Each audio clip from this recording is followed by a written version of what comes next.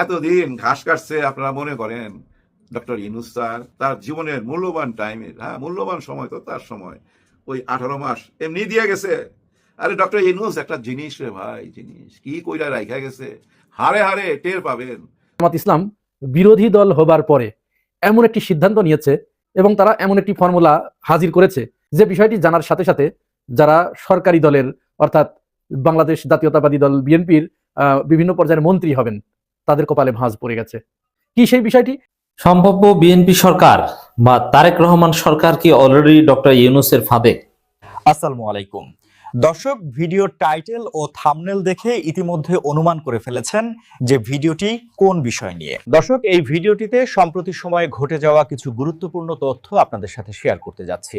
তাই তথ্যগুলো বিস্তারিত জানতে ভিডিওটিতে একটি লাইক দিয়ে না টেনে সম্পূর্ণ ভিডিওটি দেখতে থাকুন। সরকারি দলের যারা মন্ত্রী হতে যাচ্ছে, বিরোধী দলের অর্থাৎ জামাত ইসলামের একটি ঘোষণায় তাদের কপালে ভাঁজ পড়ে গেছে। হ্যাঁ, তারা বলেছে যে তারা ছায়া মন্ত্রী পরিষদ গঠন করবে। এটাকে বলা হচ্ছে শ্যাডো ক্যাবিনেট।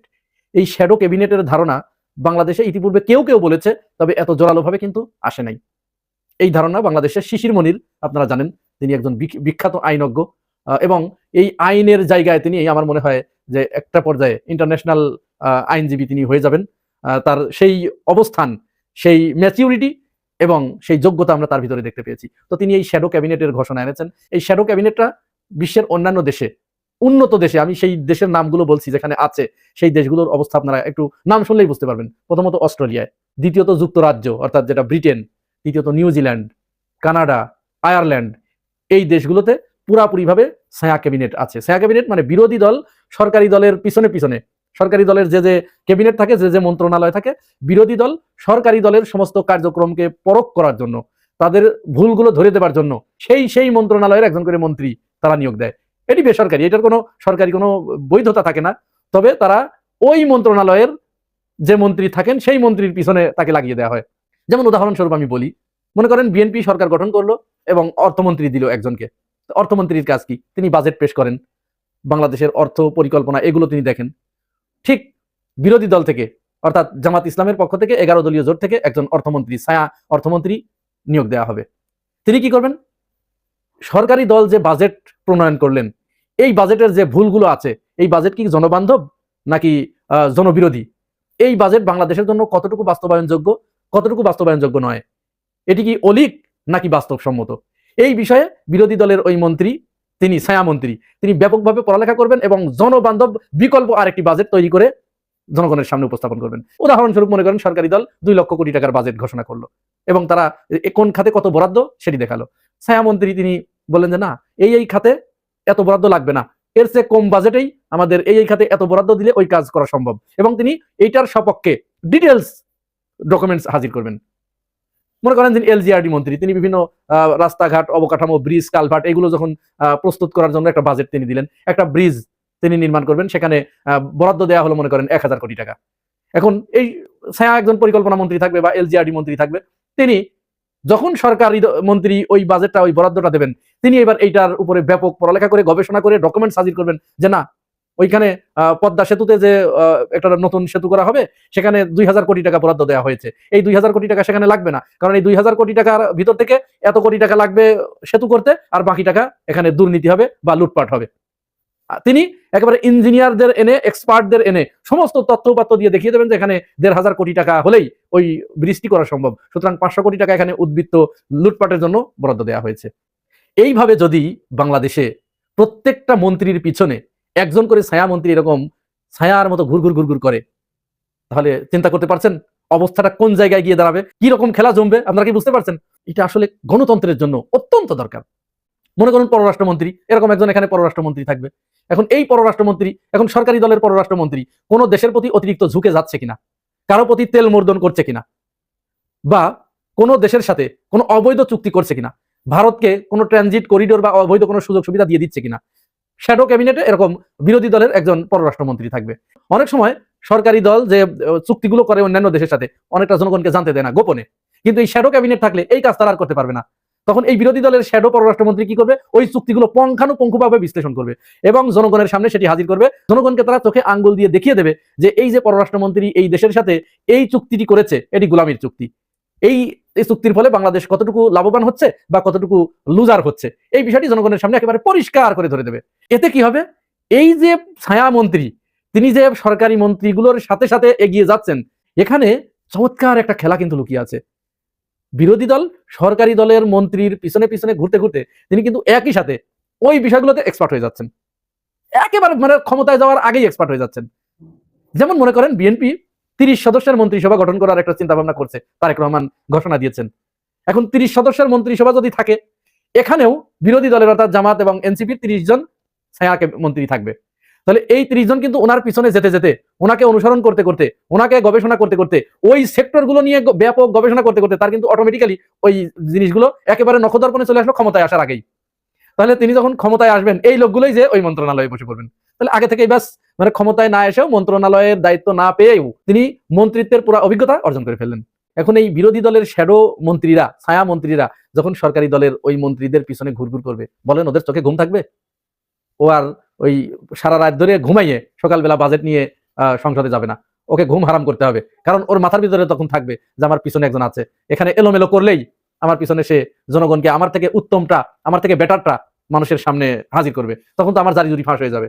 পরিকল্পনা মন্ত্রী তিনি চিন্তা করবেন, মানে গভীরভাবে অধ্যয়ন করবেন এবং তিনি চিন্তা করবেন যে এখানে যদি একটু এলোমেলো করছি, তাহলে তো আমার যে ছায়া আছে সে তো জনগণের কাছে সঠিকটা যখন তুলে ধরবে, জনগণ তো ওরটা গ্রহণ করে ফেলবে, তখন তো আমার সরকারি দলের 12টা বেজে যাবে। পররাষ্ট্রমন্ত্রীও ঠিক একই চিন্তা করবেন। এই যে জামাত ইসলামের পরিকল্পনা, এই পরিকল্পনাকে সাধুবাদ না জানিয়ে পারছি না। তাদের ভিতরে যে কিছু ম্যাচিউরিটি আসছে, তারা যে রাজনীতিতে নতুন একটি বন্দোবস্ত চালু করতে যাচ্ছে, বাংলাদেশের রাজনীতিকে নতুন একটা ধারায়, নতুন একটা গতিতে এগিয়ে নিয়ে যেতে চাচ্ছে, এটি বোঝা যাচ্ছে। এবং কেডার ভিত্তিক রাজনীতি থেকে জামাত ইসলাম যে বের হয়ে এসে গণমুখী রাজনীতির দিকে প্রবেশ করেছে, এর জন্য সাধুবাদ। আগামী 5 বছরে দেখবেন জামাত ইসলামের যে এমপি গুলো হয়েছে, এরা কেমন অভিজ্ঞ হয়ে ওঠে আপনারা দেখতে পাবেন, এবং সামনের নির্বাচনে এরা এর ফল অবশ্যই পাবে। 11 তারিখে সাহস পাইল না, 12 তারিখে ভোটটা হয়ে গেল, বিএনপি পাশ করলো, তারপরে রাত্রেই শুরু হয়ে গেল মানুষের বাড়ি গাড়িতে হামলা, আগুন দেওয়া। সবচেয়ে কষ্টের ব্যাপার, একজন বোনের উপরে অমানবিক জুলুম হয়েছে নোয়াখালীতে। এর আগেও নোয়াখালীতে ওই যে সুবর্ণার চরে একই ঘটনা ঘটছে। এখানে বোন, 3 সন্তানের মা। এই ঘটনাটাই পুরো ফেসবুকে ছায়া গেছে, ইউটিউবে সবাই প্রতিবাদ করতেছে। আসামি ধরা পড়লো কিনা এরকম কোনো নিউজ দেখতেছি না, আপনাদের চোখে পড়ছে কিনা জানি না। এগুলো কে থামাবে? নাই তো কেউ, তাই না? শুনবে ওনার কথা? হ্যাঁ, তারেক রহমান সাহেব কিন্তু বারবার বলতেছে এগুলো আমি চাই না, এগুলো আমি পছন্দ করি না। সন্ত্রাসীদের উনি পছন্দ করে না বলেই তো 9-10 হাজার বহিষ্কার করছে। এখন আর কি করবে? আইনের হাতে তুলে দিবে, এই তো না? কিন্তু আইন কেন ওনার আদেশের, ওনার হুকুমের অপেক্ষা করবে? তা তো করা উচিত না। আইনের তো দেখা উচিত না কে তারেক রহমান, কে ডক্টর ইউনূস, কে ডাক্তার শফিকুর রহমান স্যার। তা তো দেখা উচিত না। তা তো আইন দেখবে না, যে অপরাধ করবে তাকে ধরবে। যাই হোক, এই দেশে বোধহয় এগুলা চলতেই থাকবে, এগুলা নিয়ে বইলা লাভ নাই। দেখেন জামাত ইসলাম ওনাদের পাশটাকে, মানে ওনারা যে বিজয় হয়েছে ওইটাকে শুভেচ্ছা জানাইছে। কোনো রকম মিছিল টিছিল বাইর করার কোনো ইচ্ছা ছিল না। কিন্তু গত 2-3 দিনে দেখতেছে জুলুম আর জুলুম, আবার জুলুম শুরু হয়ে গেছে। 11 তারিখে যেটা সাহস পায় নাই, 12 তারিখে রাত্রে সেটা কিভাবে সাহস পায়? তার মানে 11 তারিখে তারা ভয় পাইতো, 11 দলকে ভয় পাইতো। যখনই পাশ করছে বুঝা ফেলাইছে আর কিছু করতে পারবে না, প্রশাসন আমাদের সঙ্গে। এই তো যে প্রশাসন আমাদের সঙ্গে, যার জন্য আক্রমণটা, যার জন্য এই যে জুলুমটা একটি বোনের উপরে, মুখে নিতে চাই না। কি হয়েছে আপনারা সবাই জানেন। 11 তারিখে সাহস পাই নাই, কিন্তু 12 তারিখে সাহস পাইছে রাত্রে। কেন? প্রশাসন আমাদের বিজয় হয়ে গেছে। এখন প্রশাসন আমাদের কথায় উঠবে, বসবে। আগেই তো বলছে, অনেক রকম মিটিংয়ে দেখছেন না, তাদের কথায় উঠতে হবে, বসতে হবে। থানার কোনো ওসি কাউকে ধরে নেওয়ার কোনো রকম অধিকার নাই, পারমিশন ছাড়া, নেতার অনুমতি লাগবে। এভাবেই চলবে না, এভাবে চলবে না। এতদিন ঘাস কাটছে, আপনারা মনে করেন ডক্টর ইউনূস স্যার তার জীবনের মূল্যবান টাইমের, মূল্যবান সময় তো তার সময় ওই 18 মাস এমনি দিয়ে গেছে। আরে ডক্টর ইউনূস একটা জিনিস রে ভাই, জিনিস কি কইরা রাইখা গেছে, হারে হারে টের পাবেন। ছোটবেলায় যখন রোজার চাঁদ উঠতো না, আমি ছাদে যাই খুব লাফাইতাম।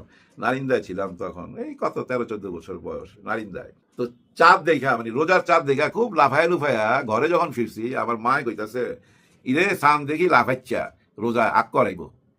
বুঝছেন কিছু? আমার মা কিন্তু পুরো নোয়াখাইলা ভাষায় কথা বলতো।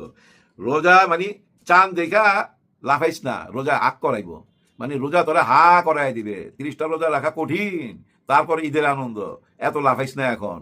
তার মানে কি জানেন, চাঁদ দেখা লাফানো যাবে না। নির্বাচনে পাশ করে ফেলাইছেন, লাফানো যাবে না। কঠিন সময় তো, কঠিন পরীক্ষার মধ্যে ফেলে দিছে ডক্টর ইউনূস। গিট্টু মারা ব্রেন তো, একদম গিট্টু মারা ব্রেন। এমন এমন প্যাচ খেলে গেছে যেখান থেকে বাইরে হইতে পারবেন না। অনেকে মনে করতেছেন জামাত ইসলাম হেরে গেছে। না, জামাত ইসলাম হেরে যায় নাই, জামাত ইসলাম না জিতে গেছে, জামাত ইসলাম জিতে গেছে। আপনারা এই আর 5-6 দিনের মধ্যেই টের পাবেন, আপনারা নিজেরাই বলবেন জামাত ইসলাম জিতে গেছে। এখনই দেখেন 30টা আসন নিয়ে অলরেডি মামলায় চলে গেছে, কিন্তু এই 30টা আসনে জালিয়াতি হয়েছে।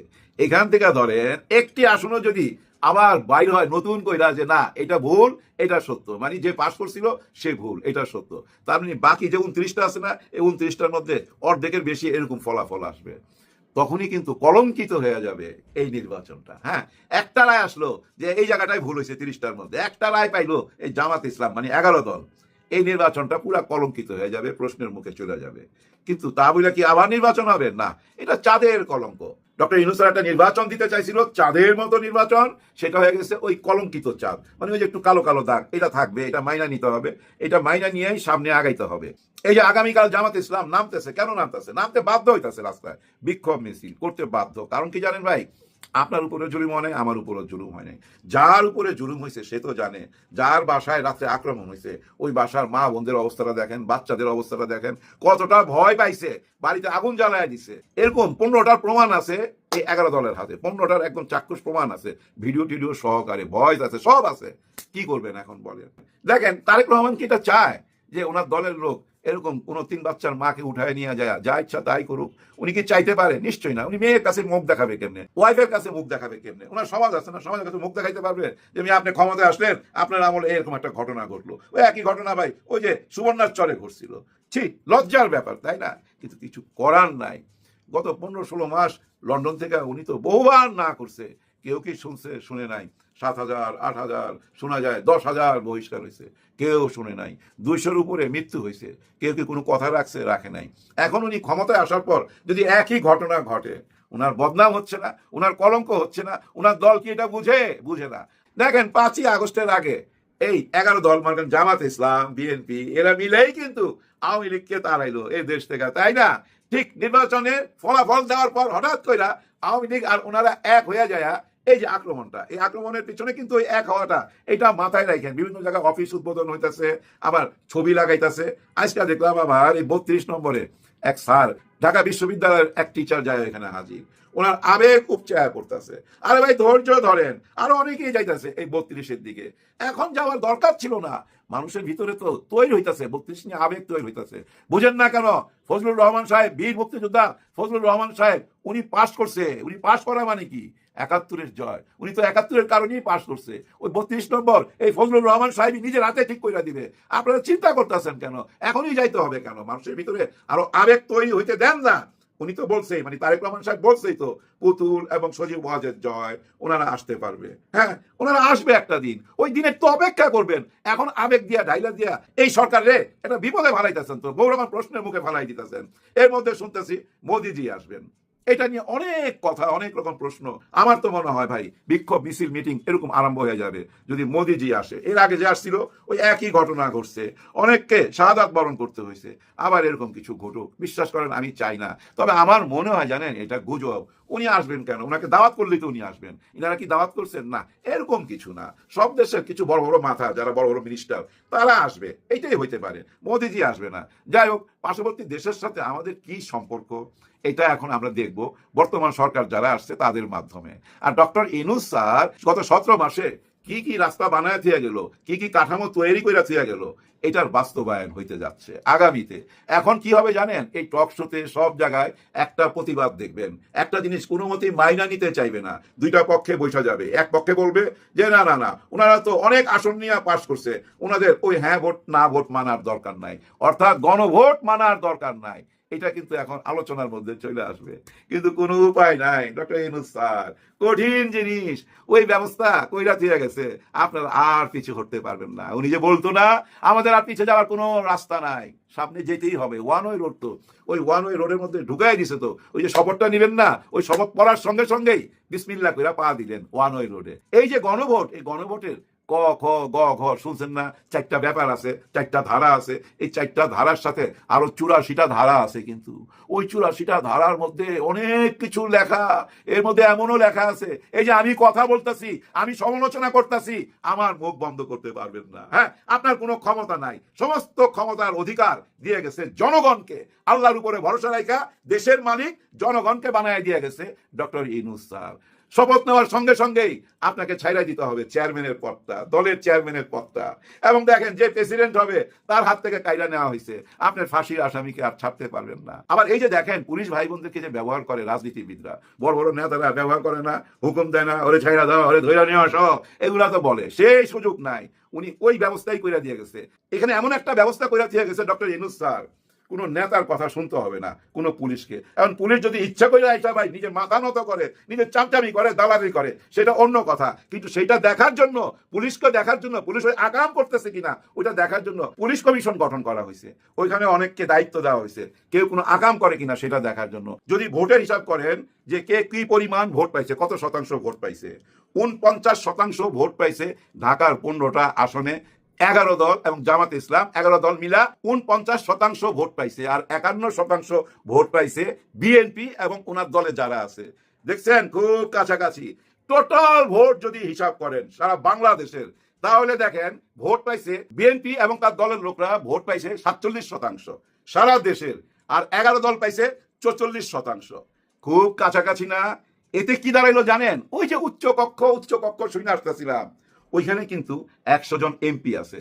এরা বাছাই হবে কিভাবে? এই যে আমরা ভোট দিলাম, কে কত শতাংশ ভোট পাইছে, ওই অনুযায়ী এমপি বাই করা হবে ওই উচ্চ কক্ষের জন্য।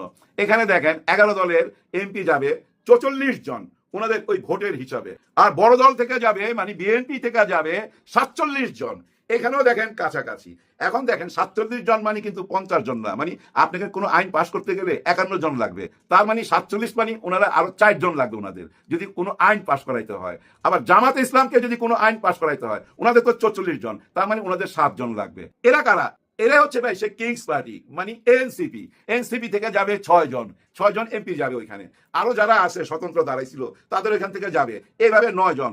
এই 9 জন মিলাই কিন্তু একটা কিংস পার্টি। এই 9 জন মিলা যাকে সাপোর্ট দিবে, মনে করেন যারা 47% তাদেরকে যদি সাপোর্ট দেয় কয়েকজন, 51 জন হয়ে যায়, তাহলে পাস।